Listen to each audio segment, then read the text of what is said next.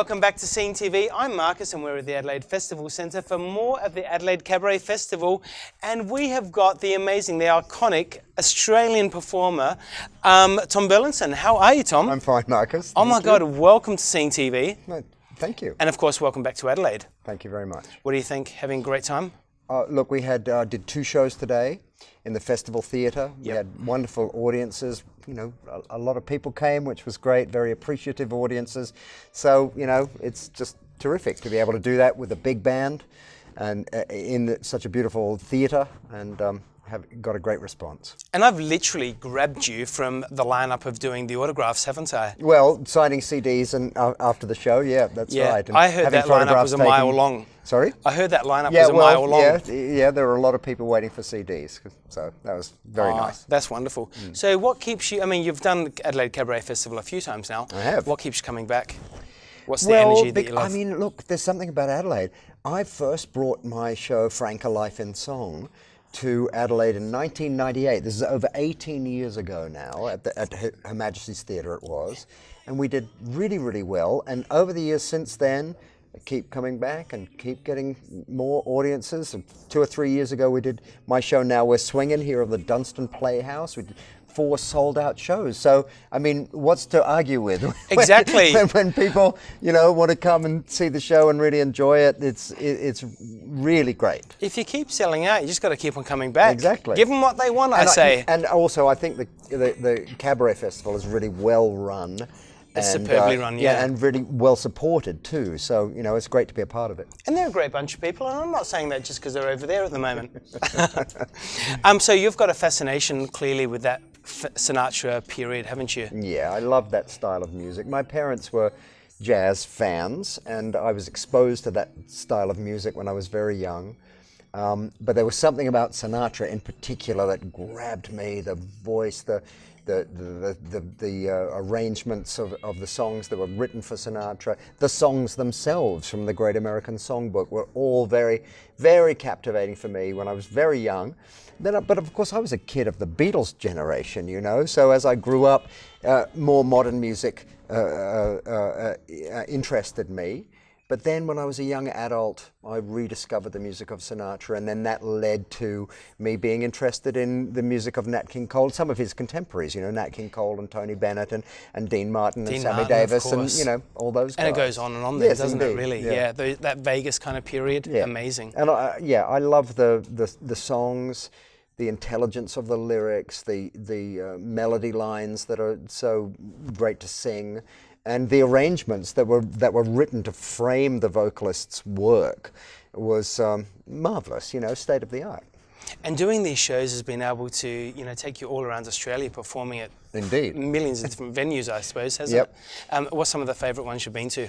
Well, look, it does go from, with a 5-piece band, from tiny little sort of town halls and sometimes, you know, to big entertainment centres. So it varies, the size of the band varies. Sometimes we play 16-piece like we did tonight, which is the ultimate, you know. Because you were on the big stage tonight, weren't you? Oh yeah, at the Festival Theatre, yeah. Nothing but the best. Yeah, well, 16-piece big band, and that's as good as it gets. But then we go down to 5-piece, we still have a couple of horns, a trumpet and saxophone in that mix, so you get those nice horn lines in the music that are so important for that style of music. But then that means that we can play much smaller venues, and we've travelled every state and territory in the country, so, you know, taking the music to the people, and I really enjoy doing that.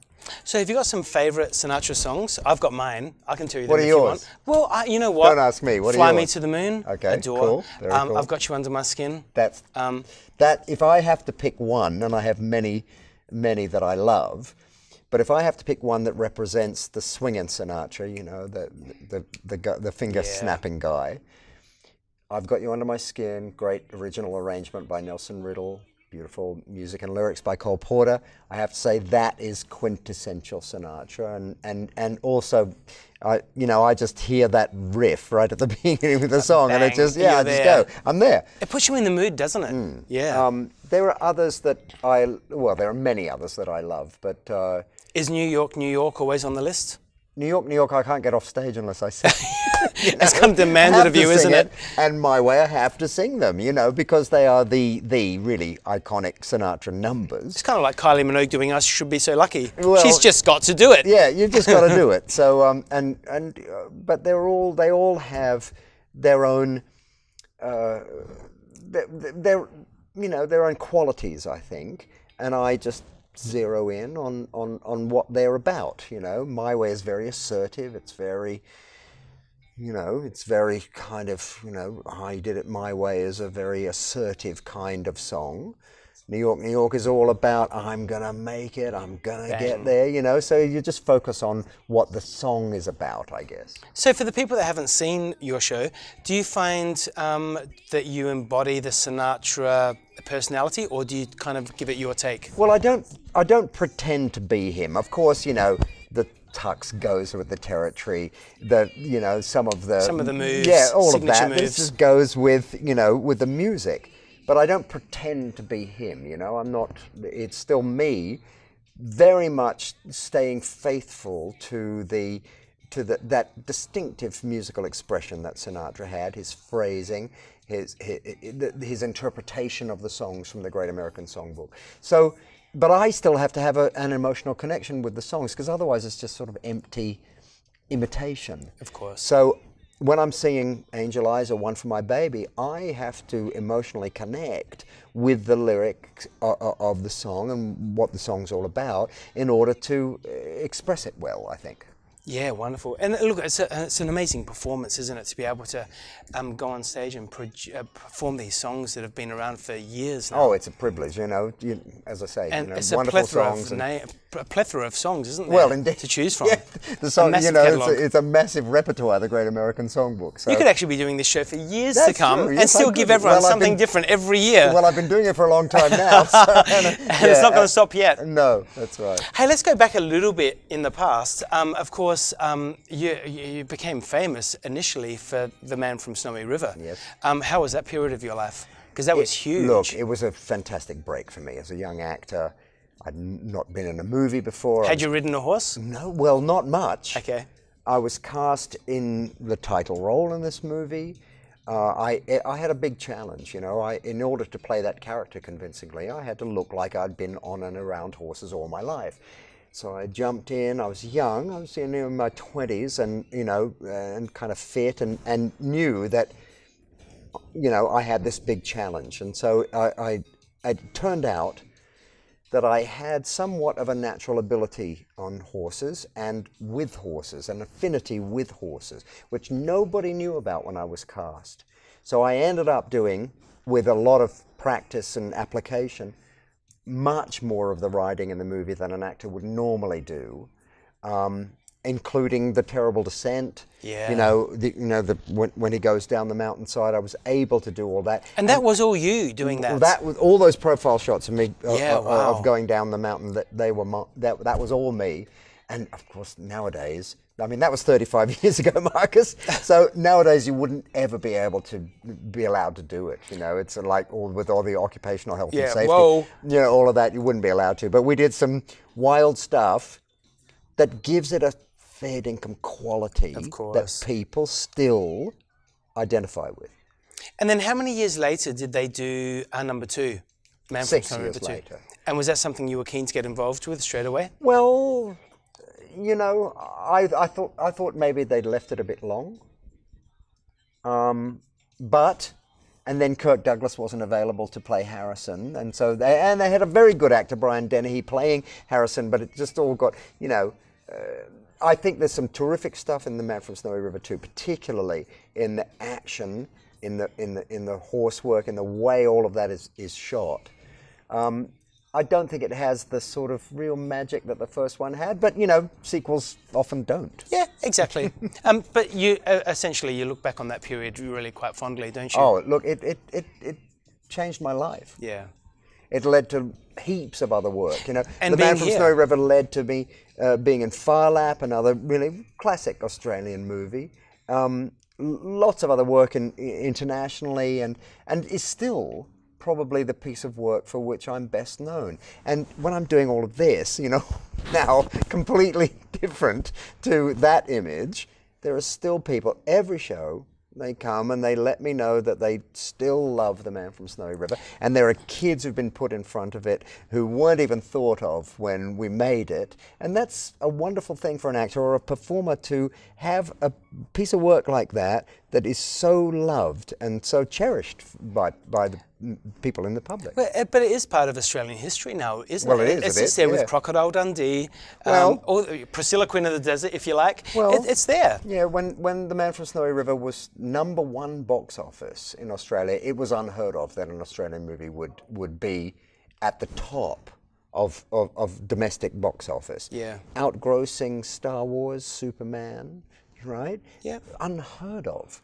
So, Harrison Ford, Tom Burlinson. well, You know? in Australia, at least. Exactly. Hey, let's fast forward again, up to the Sinatra period of your life. Did you ever get a chance to see him live? Oh yes, several times. Oh, wow. Yes, In Australia?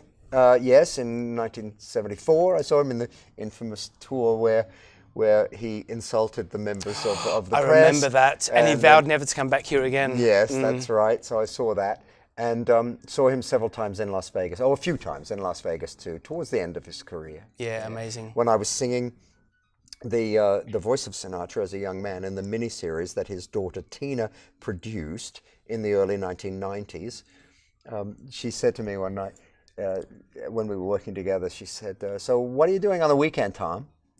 And I said, I'm going to Las Vegas. I'm going to see your dad. She said, okay. So like 5 minutes later, she says, now, Tom, she goes off and makes a phone call, right? 5 minutes later, she comes back. She says, Tom, when you get there, you ask for Manny. You say you're a friend, you're a guest of Mr. Sinatra, and he'll take care of you. So I walk into, in Vegas, I think it was Caesar's Palace or something, and I say, I've been told to ask for Manny. So Manny appears. I said, I'm a guest of Mr. He took care of me, and boy, did I love walk in there saying, I'm a guest of Mr. Sinatra. But I never got to meet him, but that was all right.